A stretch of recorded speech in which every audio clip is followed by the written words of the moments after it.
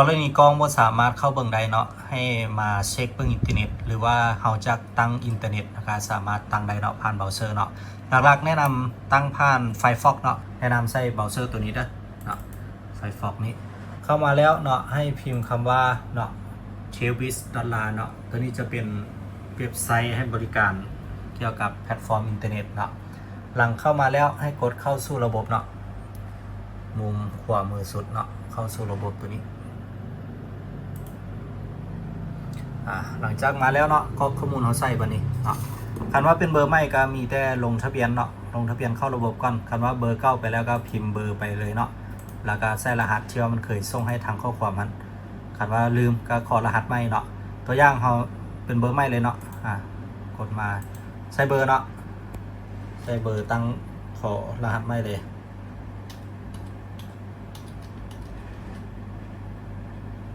ลองเป็นตัวอย่างเด้อเนาะเวลากดข้อรหัสเนาะ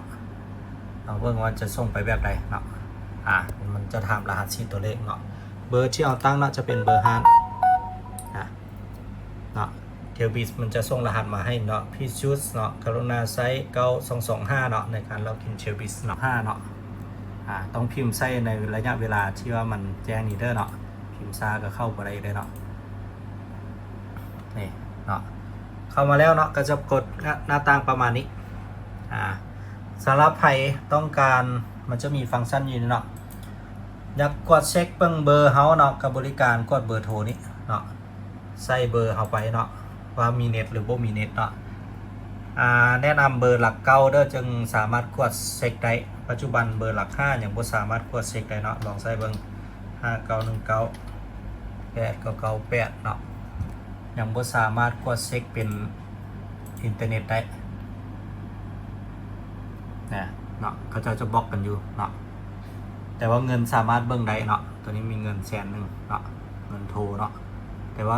ตัวอินเทอร์เน็ตนี้ให้ราคาแนะนำสมัครผ่าน M Switch เนาะเดี๋ยวไปเบิ่งตัวคู่มือการสอน M Switch พุ่นเนาะตัวนี้แนะนำกดเช็คเบอร์หลักเก้าเนาะตัวจ้างเบอร์หลักเก้า2ใส่20ไปเด้อ9889เบิ่งเบอร์นี้เนาะวัดเบิ่งเห็นป่ะอันนี้เบอร์แอดมินเขาเนาะ98899128สามารถกดเช็คได้เบอร์เนาะทาง Data เนาะแนะนำกดเช็คเบอร์อินเทอร์เน็ตอยู่นี่เนาะคันกรณีบ่มีเน็ตแบบนี้เนาะตอนนี้มีเนาะคันบ่มีเน็ตเฮาสิตั้งแพ็กเกจตั้งแนวใดเนาะตั้งแพ็กเกจก็มาเติม Data นี้เนาะเติม Data มาเลือกเบิ่งแพ็กเกจเนาะแพ็กเกจที่ว่าแนะนำจะเป็นตัวเนาะ60,000กีบนี้เบิ่งเครือข่ายพร้อมเด้อเนาะเครือข่ายอยู่กองได้20กิก30มื้อเนาะการสิตั้งก็คือเราต้องมีเงินก่อนตอนนี้เราบ่มีเงินเนาะก็คือต้องกดบวกนี้ตึมเงินเข้าก่อนหลังจากกดบวกมาก็ใส่โอนเงินเข้ามาเนาะอาจจะโอน 60,000กีบหรือว่า100,000เนาะแล้วแต่เอาเนาะใช้จำนวนเงินเนาะ100,000กีบหลังจากกด100,000กีบ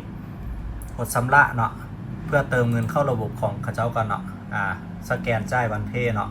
หลังจากสแกนมาปั๊บเนาะมันจะมีเงินโซขึ้นมาตัวนี้ยูเซอร์ตัวนี้บ่มีเงินเนาะเดี๋ยวสิเข้ายูเซอร์ที่มีเงินให้เบิ่งว่ามันสิโซขึ้นแบบใดตั้งรายยูเซอร์เดี๋ยวเบิ่งหน้าตั้งตัวนี้เนาะจะมีเงินแบบนี้ตัวนี้มีเงิน 86,000 กีบเนาะทีนี้การตั้งเนาะหลังจากที่เรามาเลือกตั้งเนาะกดปั๊บ Data แล้วก็มาเลือกแพ็กเกจ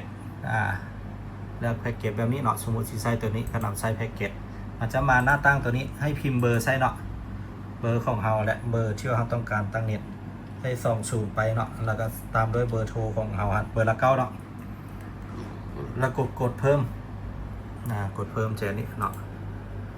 เดี๋ยวสิใส่ตัวอย่างเลย98891128เนาะเบอร์โทรกดเพิ่มเนาะกสิมา1รายการอยู่นี่เนาะเพิ่มมาแล้ว1เบอร์โทรคันว่าใครอยากแอดอีกก็ใส่เบอร์โทรมาแล้วก็เพิ่มไปเลยเนาะตั้งพร้อมกันได้แล้วก็กดตึม Data เนาะตึม Data อยู่นี่เนาะตอนนี้เขาจะบอกว่าบ่สำเร็จเนาะเนื่องจากว่าเงินของเราบ่มีเนาะประมาณนี้เด้อเนาะการตั้ง Data Travis แล้วก็การกดเช็คอินเทอร์เน็ตเนาะของเบอร์ละ9 ผ่านแพลตฟอร์ม t r a i l b i z เนาะ